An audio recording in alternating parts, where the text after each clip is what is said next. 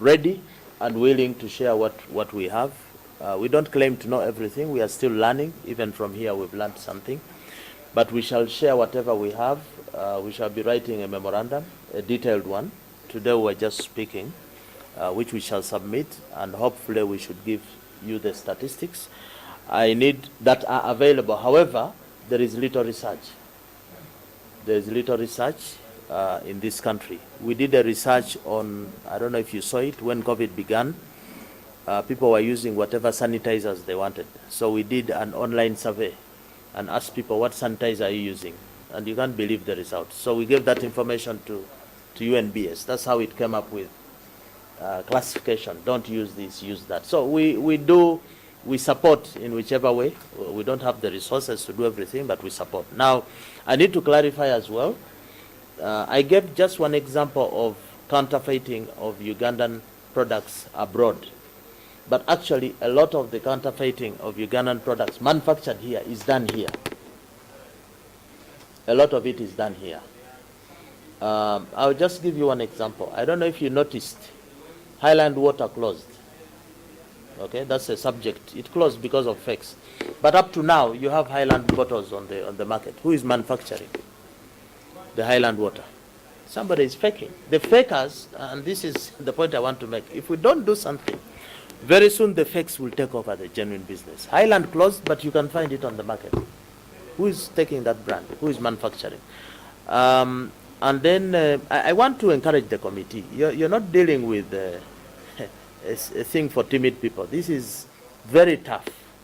This is very tough. I would like to tell the committee that for us, when we started 14, 15 years ago, the problem wasn't so bad. Right now it's so bad. It has grown. Why? Because of negligence, complacence, that attitude of thinking, what can we do? But we're going to sink. We are a dumping ground for rubbish, and each one of us is affected. We are falling sick, we are dying, businesses are closing. We have to do something, however strong the problem is. So I think fakes started somewhere and they can be stopped. However big the issue is, we can, a baby step. We believe in starting small. Mr. Tayebwa, you asked how can we work with government? Yes, as we've said, we're already working with several government agencies on the counterfeit issue. I think a public-private partnership model that the government put up can be one of the ways to explore this. In some cases, we have some agencies that will just subcontract us and say, can you handle this aspect? Can you handle the communication on this? Can you support the law enforcement? Can you help us to make regulation? Or, you know, we can do all these kinds of things. So that is a model we can use. Mr. Nelson, the question was, what particular area of the Trademark Act do we think should be included in an amendment?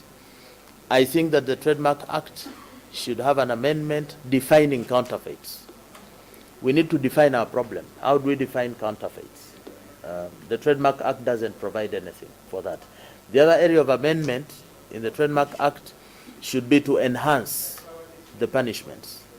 Because under the Trademark Act, the maximum you have is about 5 years, 3 years, you know. It is still a long time. Somebody would lose their business. But the trademark, the Anti Counterfeit Goods Bill, the one that was withdrawn, had 50 years, you know, had many years. So we suggested that we can transfer the stiff punishments in the bill to the act.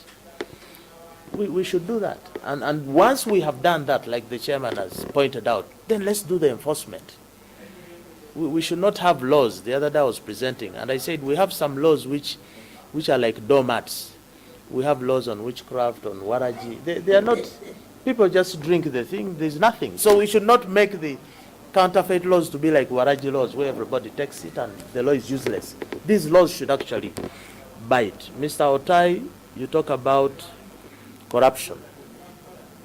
One of the biggest drivers of counterfeiting is corruption. Very often we receive cases, there are goods at customs, there are goods at this place, the goods are not conforming to specification.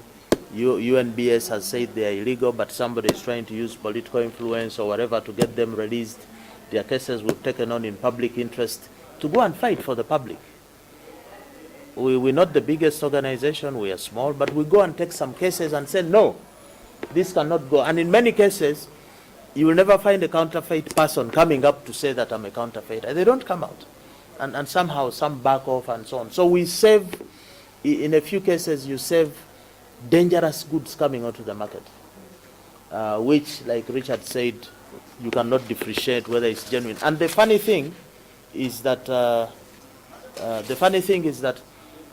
even the counterfeiter might think he's safe, but their auntie, their granny, their relative, you know, we have a high dependency ratio, 110%, one of the highest in the world. So you might think that for you, okay, you've made the money, but you're spending it through a distant relative to treat them or things like that. I'm being reminded, as we close, Chairman talked about the issue of goods without specifications. Should we be buying goods without specifications? Are they counterfeit? You see, ever since consumer protection started in the 1950s, one of the rights of a consumer is to have adequate product information. So if I'm going to take this water, I must have product information about this water.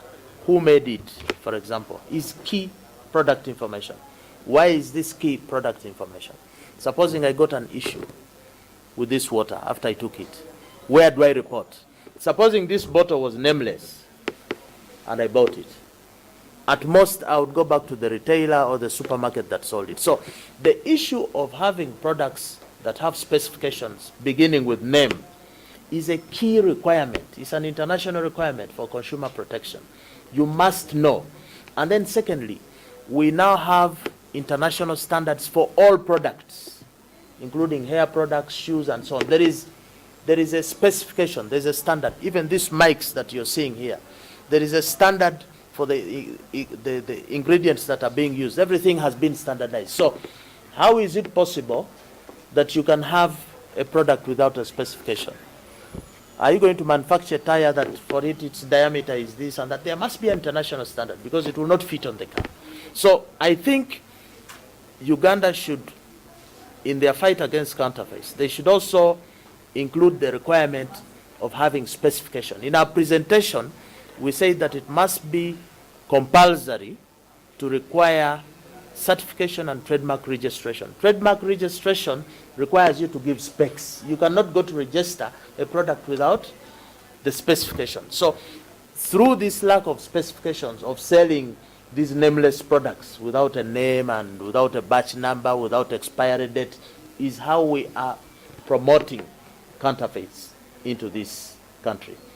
And for me, my last call, Mr. Chairman, the responsibility to fight counterfeits, agro inputs, is not the responsibility of this committee only. It's the responsibility of every Ugandan.